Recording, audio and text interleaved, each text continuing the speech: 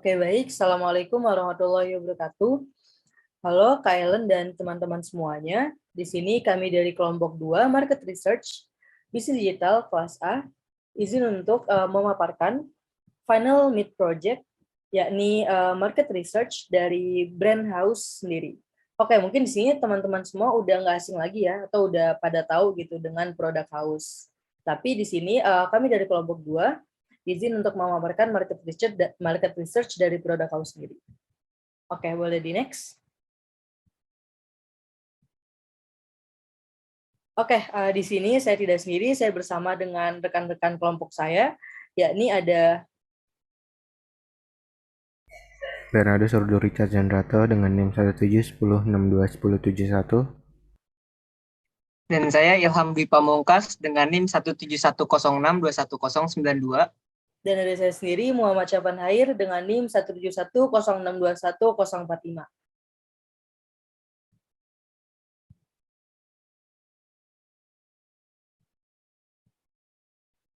Oke, untuk slide selanjutnya akan dijelaskan oleh rekan saya Ilham. Oke, terima kasih Safwan. Jadi di sini ada yang namanya market sizing. Nah, contoh pertanyaan adalah berapa jumlah konsumen haus di Pulau Jawa dalam 1 tahun?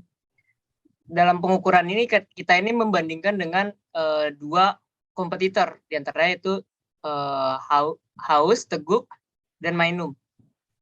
Nah, kita mendapatkan data bahwa jumlah penduduk di Pulau Jawa sebanyak 153,6 juta. Yang diantaranya ada Gen Z dan Gen Milenial, yaitu 51% dari 153,6 juta, yaitu 78,3 juta. Dan Gen X sebanyak 24%, Baby Boomer sebanyak 13%, Pre-Boomer 2%, Post Gen Z 10%.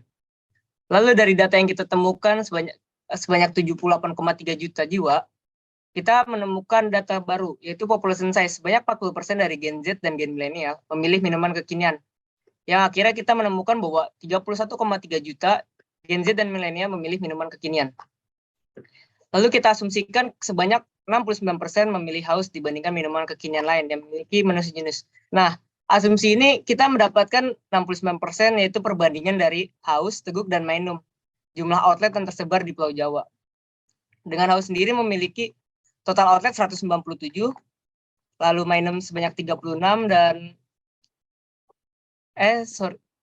dan teguk itu sekitar 50-an.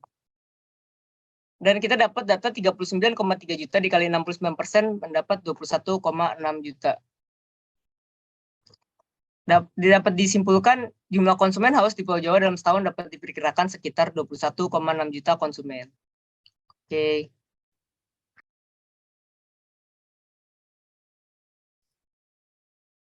Oke, baik. Selanjutnya di sini ada produk-produk dari Haus sendiri, di mana Haus ini terdapat 3 kategori produk. Yang pertama ada minuman, ada ganjel roti, dan juga ada pedascin, di mana minuman sendiri ini terbagi ke dalam banyak variasi, di mana ada bermacam-macam, ada Thai tea, ada green tea, dan masih banyak lainnya. Sedangkan ganjel roti juga memiliki banyak variasi seperti ganjel roti coklat, ganjel roti coklat keju, blueberry, dan masih banyak lagi. Sedangkan untuk pedascin sendiri juga memiliki banyak variasi seperti basreng ataupun usus goreng, dan ada banyak pilihan lainnya. Itu untuk produk dari Haus sendiri. Selanjutnya adalah geodemografik, di mana di sini kita bisa menilai dari lokasi, usia, gender, pendidikan, pendapatan, dan pekerjaan. Di mana untuk minuman sendiri itu berdasarkan geodemografiknya, di mana minuman itu dekat dengan perumahan, perkotaan, sekolah, dan universitas. Terus untuk usianya sendiri itu di kisaran 13 sampai 35 tahun. Untuk gendernya sendiri itu sebenarnya beragam, bisa laki-laki maupun perempuan. Terus untuk pendidikan sendiri juga bervariatif ya, jadi dari anak SD sampai perkuliahan atau S1 juga mereka menjadi geodemografik dari Haus sendiri. Sedangkan untuk pendapatan juga dimulai dari 300 sampai 7 juta. Terus untuk pekerjaannya sendiri juga bermacam-macam, ya ini ada pelajar, mahasiswa, karyawan, juga ada orang tua. Sedangkan untuk produk Ganjil Roti itu untuk lokasinya sendiri itu dekat dengan perkantoran, perkotaan maupun universitas. Terus untuk usianya sendiri di kisaran 18 sampai 35 tahun. Begitu juga gendernya sama seperti minuman, di mana laki-laki dan perempuan. Terus untuk pendidikan juga sama, yakni SD sampai S1. Untuk pendapatan juga 300.000 sampai 7 juta. Tapi untuk bagian pekerjaan mungkin Ganjil Roti sendiri dia lebih ke mahasiswa dan karyawan. Terus untuk produk ketiga yakni pedestrian, yaitu untuk lokasinya sendiri dia dekat dengan perumahan. Terus untuk usia di sini mungkin sedikit berbeda juga, yakni dari angka 15 sampai 35 tahun. Untuk gendernya masih sama juga, yakni laki-laki maupun perempuan. Untuk pendidikan masih sama juga, yakni dari SD sampai S1. Untuk pendapatan 300.000 sampai 7 juta, dan untuk pekerjaan ini lumayan bervariasi, yakni mahasiswa, pelajar, hingga pekerja WFH atau work from home. Oke, boleh di next. Nah, selanjutnya ini ada behavior, di mana untuk behavior sendiri dari produk pertama yakni minuman, konsumen yang dalam kesehariannya itu menginginkan minuman cepat saji yang segar, praktis, dan harga terjangkau. Karena bisa kita lihat juga bahwa karena kan kebanyakan orang saat ini tuh butuh gitu minuman yang emang cepat saji dan minuman yang kekinian atau banyak rasanya gitu. Dan selanjutnya ini ada dari Ganjil Roti, di mana konsumen yang dalam kesehariannya itu menginginkan makanan ringan untuk sedikit mengisi kekosongan perutnya. Mungkin seperti tadi ada mahasiswa dan pekerja yang di mana mereka itu membutuhkan makanan untuk mengganjil perut yang bukan makanan berat. Maka kebanyakan mereka mengambil produk seperti Ganjil Roti ini. Terus yang ketiga untuk produk pedestrian, di mana konsumen yang dalam kesehariannya menyukai makanan ringan dengan rasa pedas untuk menemani aktivitas yang sedang dilakukan. Oke, boleh di next lagi. Nah, terus selanjutnya ini ada attitudinal and need-based, di mana di sini ada 3 lagi. Yang pertama untuk minuman, kebutuhan konsumen akan minuman yang segar namun berkualitas dan juga disajikan dengan cepat serta terjangkau. Terus untuk Ganjil Roti, di mana kebutuhan konsumen yang sedang lapar di jalan atau di kantor dan pengen nyemil makanan yang ringan, yang tidak terlalu berat, seperti yang tadi saya jelasin di slide sebelumnya. Terus untuk produk ketiga itu pedestrian, di mana kebutuhan konsumen yang ingin ngemil dan memakan pedas. Oke, itu untuk attitudinal and need-based. Terus selanjutnya akan dijelaskan oleh rekan saya, Ilham. Oke, kalau tadi kan kita ngebahas perbandingan antara haus, teguk, dan minum. Yang dimana menu dasarnya itu sama, yaitu milk dicampur keju atau susu campur dengan keju. Nah, sekarang kita analisa perbandingan produk haus dengan 2 kompetitor dari brand ST Indonesia dan Kopi Kenangan. Nah, bedanya apa sih yang tadi? Nah, kalau ST Indonesia ini basicnya dia teh, dan kalau Kopi Kenangan ini basicnya kopi. Sedangkan kalau haus itu basicnya kan susu dan keju. Oke, kita next aja ya.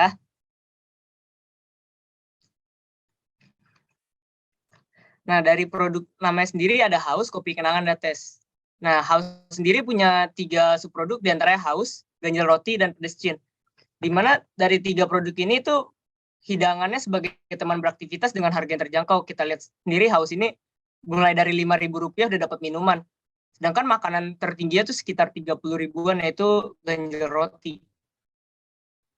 Nah, Kopi Kenangan memiliki 2 subproduk.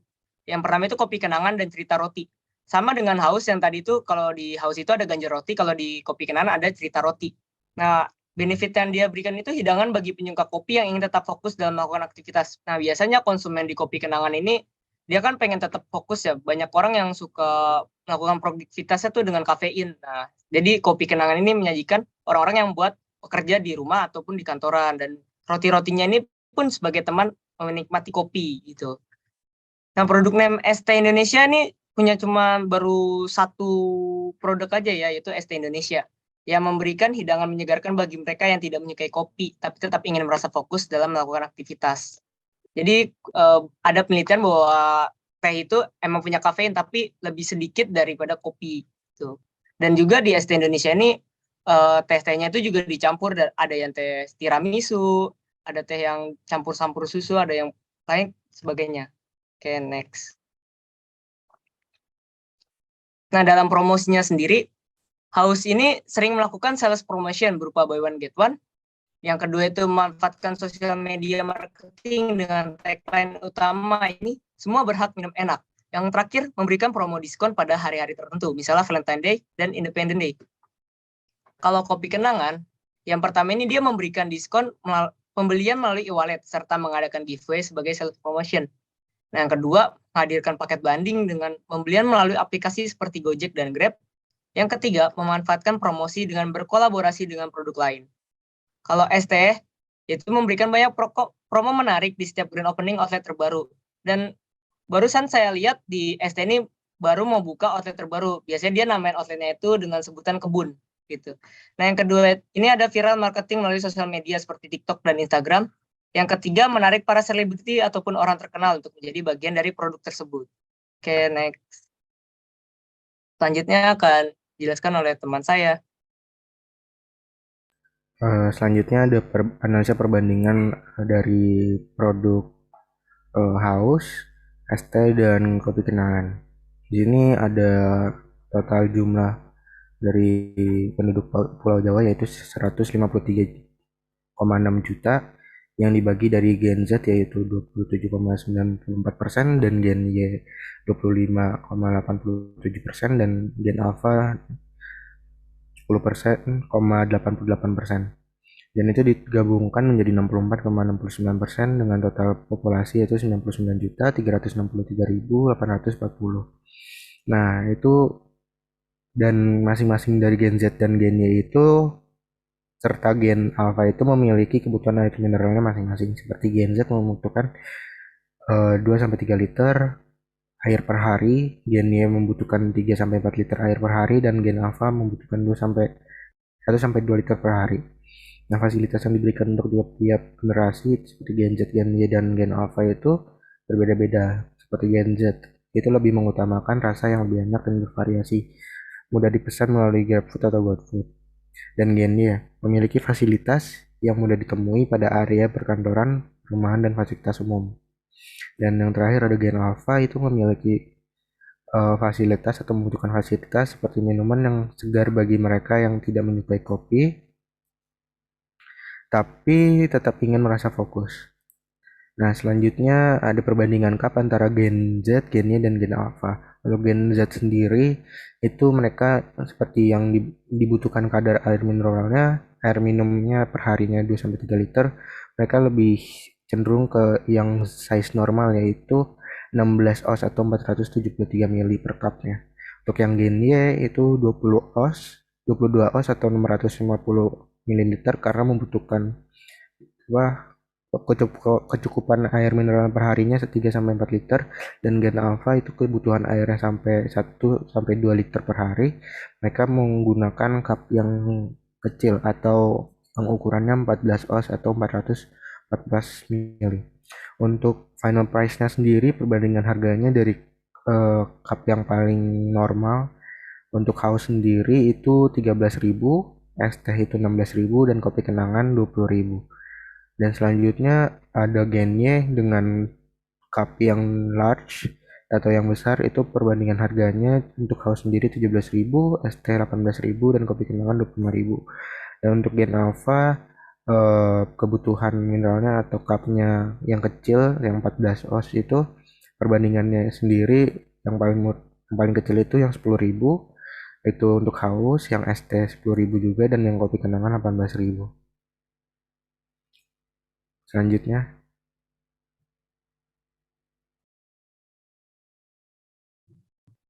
Oke, tadi kan kita berbicara tentang Pres. Nah, sekarang kita akan berbicara tentang Ples. Apa sih Ples itu? Nah, Ples itu tempat persebaran House, kopi kenangan, dan es teh di Indonesia. Nah, saat ini jumlah outlet House ini sudah memiliki 190 cabang outlet yang tersebar di 18 kota di Pulau Jawa. Sedangkan kopi kenangan saat ini memiliki 672 cabang outlet yang tersebar di 45 kota di Pulau Jawa, Sumatera, dan Sulawesi. Cukup jauh ya perbandingannya antara House dan kopi kenangan. Lalu yang terakhir ini ada ST Indonesia. Nah, ST Indonesia ini memiliki 945 outlet, diantaranya 643 outlet di Pulau Jawa dan 302 outlet di luar Pulau Jawa. cukup lebih jauh lagi ya dari ST ini. Karena menurut saya kalau ST ini emang sekedar outlet yang bukan kayak kopi kenangan yang bisa kita singgahi di manapun. Oke, kalau next itu ada fasilitas. Nah, House sendiri memiliki fasilitas berupa outlet yang cozy dan kekinian serta mudah dijangkau di lokasi yang ramai pengunjung. Sedangkan kalau kopi kenangan menyediakan fasilitas berupa smoking area dan area outdoor bagi para pengunjung. Lalu kalau ST memberikan fasilitas outlet yang menghadirkan nuansa kebun teh, di mana ini merupakan sesuatu yang berbeda dari brand lain. Next. Nah, selanjutnya ada kelebihan dan kelemahan House dibanding dua kompetnya. Ini ada kelebihan. Pertama, kelebihannya ini menyediakan 3 jenis ukuran dalam pemilihan menu. Yang kedua, harga yang relatif lebih murah. Yang ketiga, memberikan pilihan produk yang lebih bervariasi. Yang keempat, tidak hanya minuman. House juga menyajikan pilihan makanan yang bervariasi. Seperti tadi kita tahu ganjil roti dan pedestrian. Nah, selain ada kelebihan, pasti ada namanya kelemahan dong. Nah, kelemahan House sendiri ini yang pertama ada House belum dapat ditemukan di luar Pulau Jawa. Padahal sayang sekali sudah 197 outlet tapi hanya tersebar di Pulau Jawa. Nah, yang kedua, promosi dan marketing yang dilakukan oleh House masih kurang bervariasi dan menarik banyak peminat. Yang ketiga, outlet yang tergolong masih sedikit dibandingkan dengan kompetitor lain. Lihat saja tadi sekitar ST aja punya 600-an di Pulau Jawa dan Kopi Kenangan juga punya 600 total outletnya di 3 pulau. Oke, dari hasil kuesioner, selanjutnya ada tentang penelitian, yaitu hasil kuesioner yang kami lakukan dengan melibatkan 31 mahasiswa. Nah, berikut adalah data kuantitatif. House memiliki menu dengan rasa makanan dan minuman enak. Sebanyak 9 orang memilih nilai 8 bahwa makanan dan minuman House ini memiliki rasa yang enak. Lalu, House menyajikan porsi makanan dan minuman yang sesuai dengan keinginan saya. Nah, paling banyak ini ada 8 orang yang memilih nilai 8, yaitu bahwa House menyajikan porsi makanan dan minuman yang sesuai dengan keinginan saya. Nah, yang ketiga, paling banyak ini ada di 8 orang dengan nilai 8. House memiliki packaging makanan dan minuman yang menarik. Lalu yang terakhir, Anda merasa puas setiap kali membeli produk House. Sebanyak 9 orang memilih nilai 8 dan berpendapat bahwa House sesuai dengan mereka memiliki kepuasan gitu. Oke, gue lanjut ya. Nah, selanjutnya ada penelitian kualitatif. Dengan kualitatif ini kita dapat dari mana sih? Nah, kualitatif ini kita tanya lewat telepon dan kita bertanya langsung kepada setiap kuesioner yang kita tanya langsung dan lewat telepon ini. Jadi kita memberikan 5 pertanyaan. Yang pertama itu, apa yang membuatmu lebih memilih produk House dibanding produk F&B lainnya? Nah, rata-rata mereka menjawab House memiliki harga yang lebih terjangkau, serta variasi menu yang berbagai macam. Selain itu, House juga memiliki banyak outlet dan mudah didapati di banyak tempat. Lalu pertanyaan kedua yang kita berikan yaitu, dari mana Anda bisa tahu produk House? Kebanyakan mereka menjawab mengenal produk House melalui sosial media, yakni Instagram dan TikTok. Sedangkan, ada pula yang mengetahui produk House melalui outlet offline yang tersebar di berbagai daerah. Lalu pertanyaan ketiga yang kita tanyai adalah, brand produk apa yang pernah kamu coba selain House? Yaitu 17 dari 31 mahasiswa menjawab Cetime. Sedangkan brand yang pernah dicoba yakni Cetime, Kopi Kenangan, Menanti, Boba, Teguk, Hop, dan Glek. Lalu, 4 brand atau produk apa saja yang menurut kamu menjadi kompetitor utama dari produk House? Nah, yang pertama ini mereka menjawab untuk produk minuman dengan harga yang terjangkau. Mungkin kompetitor dari House sendiri yakni Teguh dan Menanti. Di mana bisa dilihat dari Menanti sudah memiliki banyak outlet dan jangkauan konsumen yang luas. Lalu yang pertanyaan terakhir yang kita berikan adalah, menurut kamu, apa yang perlu dikembangkan atau diperbaiki dari produk House? Nah, mereka menjawab outlet, di mana outlet House memiliki tempat yang kurang memfasilitasi para pembeli untuk duduk nyaman dan berlama-lama di sana. Kita tahu sendiri bahwa House ini sistemnya adalah membeli lalu mengambil dan tidak bisa minum di tempat seperti itu. Oke, next. Oke, selanjutnya ada analisis SWOT. Yang pertama ada strength atau kekuatan.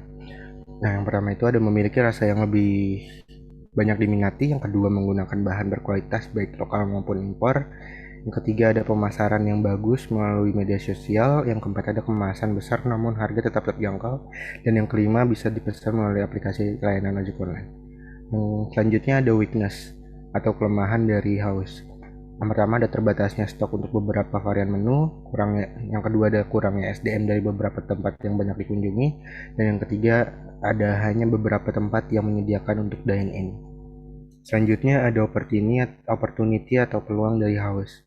Yang pertama ada semakin banyaknya orang yang membutuhkan minuman cepat saji di tengah-tengah aktivitas kesibukan mereka. Yang kedua ada adanya pasar bagi produk minuman kekinian yang semakin ramai diminati. Selanjutnya ada threat atau ancaman dari haus. Yang pertama ada kompetitor mengeluarkan produk yang sejenis dengan fitur lebih banyak. Yang kedua ada semakin banyak kompetitor yang usahanya yang sejenis. Yang ketiga ada jika tidak mengikuti perkembangan tren pasar akan cenderung menurun, dan yang keempat ada perpindahan konsumen jika tidak ada inovasi dari produk. Bisa di next.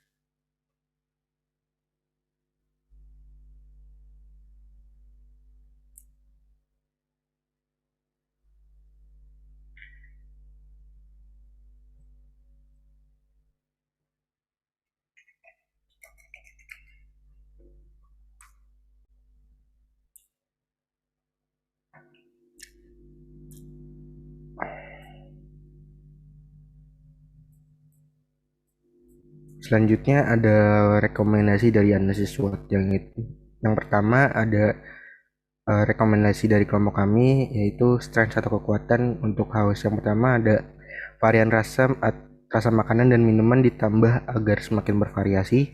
Yang kedua ada memberikan promo makanan dan minuman pada event-event besar. Yang ketiga ada promosi menggunakan brand ambassador yang kekinian dan terkenal agar dapat menjangkau konsumen yang lebih luas. Selanjutnya ada rekomendasi kami untuk mengurangi kelemahan atau weakness dari haus. Yang pertama ada menambahkan stok pada setiap produk dan outlet agar tidak terjadi kekurangan stok. Yang kedua ada menambah dan melatih SDM yang terpadu dan hebat. Yang ketiga ada memperluas outlet agar dapat melakukan pembelian dine-in atau makan di tempat disertai dengan fasilitas memadai seperti wifi. Bisa di next. Selanjutnya ada situation analysis dari Unsolved Matrix. Yang pertama ada market penetration strategy. Yang pertama ada meningkatkan promosi penjualan dengan memberikan diskon, promo serta potongan harga pada hari-hari tertentu. Yang kedua ada marketing campaign yang lebih menarik dan efektif dengan memanfaatkan sosial media marketing. Yang ketiga ada bekerja sama dan memberikan brand sebagai produk kolaborasi untuk menambah brand awareness produk house. Selanjutnya ada market development strategy. Yang pertama ada memperluas jangkauan konsumen dengan memanfaatkan strategi marketing melalui sosial media. Yang kedua ada menambah outlet terutama di luar Pulau Jawa. Dan yang ketiga ada menghadirkan beberapa produk kolaborasi. Selanjutnya ada produk development strategy. Yang pertama ada meningkatkan kualitas produk baik dengan menambah menu produk dan varian rasa. Yang kedua ada menggantikan kemasan dengan wajah yang baru. Yang ketiga ada menambah outlet dan memperbaiki fasilitas yang terdapat pada outlet. Dan yang keempat ada menambah layanan pemesanan produk seperti hanya Shopee Food dan Traveloka Food. Selanjutnya ada diversification strategy. Yang pertama ada menciptakan aplikasi yang memudahkan para customer untuk membeli produk haus. Yang kedua ada memberikan diversifikasi yang tidak berhubungan dengan produk haus seperti hanya haus kosmetik. Dan yang ketiga ada memberikan sesuatu yang baru dan berbeda dari brand F&B lainnya. Dan yang terakhir ada usaha untuk memberikan pelayanan yang lebih baik dari sebelumnya. Next. Selanjutnya ada Porter 5 Forces. Yang pertama ada threat of new entrants. Haus memiliki ancaman dari pendatang baru yaitu menanti. Haus berdiri pada 2018 dan sekarang memiliki 197 outlet, sedangkan Menanti berdiri pada 2021 dan sekarang memiliki 207 outlet di seluruh Indonesia. Yang kedua ada supplier bargaining power. Kata-kata ini dikutip dari kompas.com. Mereka mewawancarai salah satu dari CEO dari Haus Indonesia yaitu Gufron Syarif. Dia mengatakan karena kita punya privilege dapat bahan baku dari langsung pabrik dan punya orang dalam, jadi kita bisa menjual dengan harga yang murah. Jadi untuk masalah tawar-menawar dengan para supplier itu sudah dihandle oleh Haus. Selanjutnya ada internal interval competition atau rivalry. Haus memiliki persaingan yang sangat ketat saat ini, seperti ST sejak tahun 2018 dan menanti sejak 2021. Trait of substitutiveness. Haus memiliki ketakutan untuk digantikan karena melihat pasar sudah mulai jenuh untuk mengkonsumsi produk mereka. Pasar mulai beralih kepada brand lain. Customer bargaining power. Haus melakukan riset harga terhadap kompetitor dan Haus juga memiliki supplier orang dalam untuk membuat harga bahan baku menjadi lebih murah. Dan next. Nah, di sini ada kesimpulan dari kelompok kami, yaitu dari hasil penelitian dan pembahasan maka dapatlah ditarik kesimpulan bahwa brand awareness dari merek minuman Haus cukup tinggi. Meski demikian, perusahaan Haus juga harus waspada terhadap pesaingnya, yakni merek-merek tekuk dan menanti, karena mereka melihat perkembangan dari dua kompetitor tersebut. Selain itu, ada banyak pula saran untuk produk Haus adalah yang pertama, perusahaan tetap perlu melakukan inovasi-inovasi baik dalam bisnisnya maupun dalam produknya. Dan yang kedua juga perlu perusahaan melakukan analisis SWOT yang lebih lanjut untuk mengetahui kelebihan dan kekurangan produk merek Haus dibandingkan dengan para pesaingnya. Dan yang ketiga atau yang terakhir adalah strategi pemasaran seperti melakukan bauran promosi sehingga calon konsumen dan pelanggan dapat selalu mengingat merek Haus dan lebih memilih merek ini dibandingkan dengan pesaingnya.